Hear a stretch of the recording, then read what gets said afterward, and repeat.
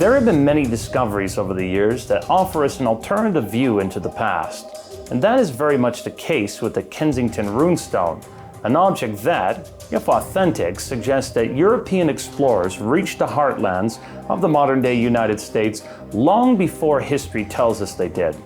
Of course, whether the runestone is authentic remains open to debate. The mystery of the Kensington Runestone is a case of a seemingly out-of-place artifact in the United States that even today, over 120 years after its discovery, remains a complete enigma and a divisive one at that. Discovered in 1898 by a Swedish-born farmer, Olof Ullman, while he was clearing trees on his farm in Solom near Kensington, Minnesota, the Kensington Runestone has sparked many theories to explain its origin, ranging from an artifact left behind by Scandinavian explorers around 7 centuries earlier to it being an outright hoax. The fact that Ullman was of Scandinavian origin meant that he immediately recognized the symbols and carvings on the stone, perhaps suggesting that it was indeed left by explorers from Northern Europe. The stone itself was found entangled in the roots of the poplar trees Ullman was clearing a short distance beneath the ground. It contains 9 lines of runes on one side, with the 8th line ending with 3 Latin letters, AVM, while on the other side is 3 more lines of runes. It is worth mentioning that the runic alphabet itself has rather uncertain origins, thought to be used by Germanic peoples from around the 3rd century to somewhere around the 16th or 17th century in locations such as Northern Europe, Britain, and Iceland. The year after its discovery in 1899, the professor of Scandinavian languages and literature at the University of Minnesota, Olaus Jensen Breda, examined the runestone. It was his opinion, however, that it was a crude forgery, containing, he claimed, a mixture of English, Swedish, and Norwegian languages in an attempt to recreate an 11th century text. In fact, although he didn't say as much, the insinuation was that Ullman himself was responsible for the forgery. He wasn't the only one who suspected the stone might be a forgery. George Oliver Curmy noted that while the stone itself did appear weathered, the actual inscription, he claimed, appeared to be much lighter, suggesting it had been made much more recently than 700 years previously. These suggestions, however, are inconclusive. Around the same time, with the mysterious stone now on display at a local bank, the mayor of Kensington, John P. Hedberg, sent a copy of the runes to a friend and colleague at an American-Swedish newspaper named Swan John Turnblad in order that he might be able to shed some light on their meaning. Several weeks later, in their 14th and 28th March editions, the newspaper, the Svenska Amerikanska Posten, published translations of them. Following this, the stone was returned to Ullman, with the general view being that the stone was of very little interest to scholars. Despite this, several other translations have surfaced since, and while there have been several minor variations in these translations, for the most part they say the same thing. One of the most recent of these translations appeared in 2005 in the book The Kensington Runestone, Compelling New Evidence by Richard Nielsen and Scott Walter. According to their interpretations, the runes read, 8 Gotalanders and 22 Northmen on this reclaiming, plundering journey far to the west from Vinland. We had a camp by 2 shelters, 1 day's journey north from this stone. We were fishing one day. After we came home, we found 10 men red from blood and death. Ave Marie, saved from evil. There are 10 men by the sea to look after our ships, 14 days' journey from this island. Year 1362. Given that most of the translations are remarkably similar, it is hard to ignore the fact that the Kensington Runestone offers apparent proof that European explorers had made their way to the North American continent 130 years before the expedition of Christopher Columbus arrived in the West Indies in 1492.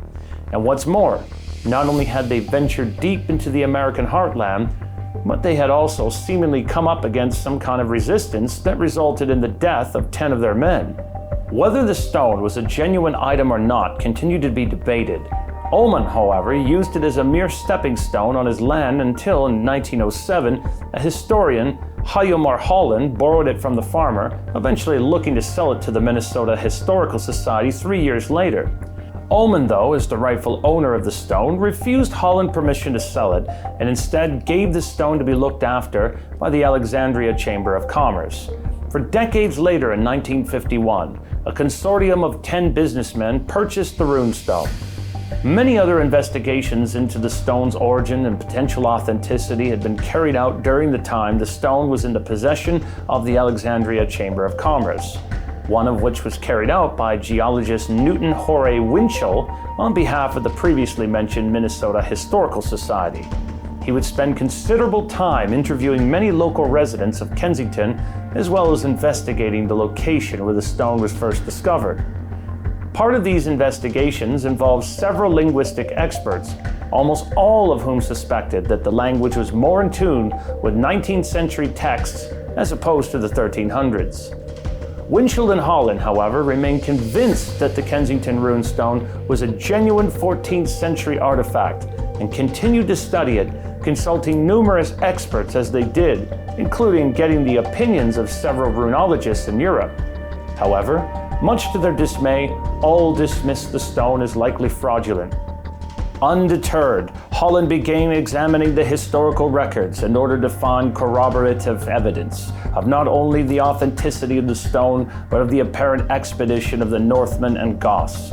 He concluded that such a joint journey was highly unlikely to have taken place before the union of the Swedish and Norwegian kingdoms, which took place in 1319. With this in mind, he asserted the date on the stone of 1362 made perfect sense. Furthermore, Holland highlighted just such a westward journey leaving Norway in 1355, just 7 years before the date on the stone. The aim of this expedition was to locate the colonists of Greenland, who had not been heard from for several years, with some rumors that the colonists had seemingly disappeared entirely, leading to King Magnus IV of Sweden and King Magnus VII of Norway ordering an expedition in an attempt to locate them. This expedition was led by Pal Cutson, a government officer. Holland theorized that upon finding the colony in Greenland deserted and with no sign of the colonists, Cutson pushed westward in an attempt to locate them, or at least discover clues as to what might have happened to them. Holland suggested they eventually reached what is today Minnesota, where they succumbed to either elements or local resistance, leading them to creating the runestone mark to mark their demise for future generations to learn of their journey. What then should we make of the Kensington Runestone? Is it a genuine artifact telling of an expedition of Northmen and Goths to the North American continent over a century before Columbus? Or is it merely a crude forgery for financial gain? Perhaps one of the most damning details that appears to suggest the latter was highlighted by the professor of Norse languages at the University of Uppsala, Henrik Williams, who highlighted that the numbering system used on the stone was one that was particularly prevalent in the 19th century. What's more, this numbering system was not known to have been in use before the 1800s. However, he would stop short of declaring the stone a forgery, asserting that further study was required in order to reach a solid and definitive conclusion. Perhaps it is worth turning our attention back to Olof Ullman when asking if the Kensington Runestone is a forgery. We might assume that whoever was behind such a fake likely did so for financial gain, and in turn would have been the person who brought the stone to the public's attention in order to claim such a financial reward. With that in mind, we might conclude that Ullman is the person behind this suspected forgery. We should note that many people who believe in the authenticity of the Kensington Runestone put forward that Ullman was likely poorly educated, looking to paint him as a simple farmer. However, an examination of his past proves this to be an assessment that is quite wide of the mark. Before he arrived in America, Ullman was educated to a relatively high standard in the Swedish school system, during which time he would have learned about runes. He was also very literate, having many books in his possession, one of which focused on the development of the Swedish language. Furthermore, he arrived in the United States in 1879, which would have given him more than enough time to forge the runestone and then plant the trees over it so that he could discover it almost 20 years later. However, there's perhaps one thing that proponents of the theory that Ullman forged the runestone have overlooked.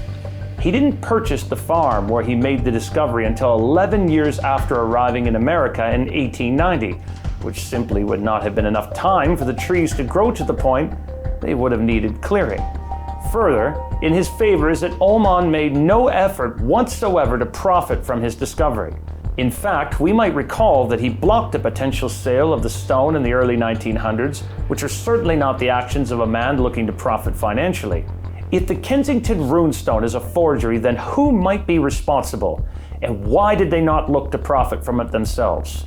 It would seem highly unlikely for someone to go to the trouble of producing such a forgery and then not receive the financial benefit of their alleged discovery or even the credit for such a hoax. There is perhaps another possibility to examine, that of an attack by a tribe native to Dakota who launched a deadly attack on Norwegian settlers at Norway Lake in August 1862, not long after they arrived in that region. Could it be possible that the date was simply read incorrectly? Perhaps the 8 was damaged or crudely engraved, so giving it the appearance of a 3.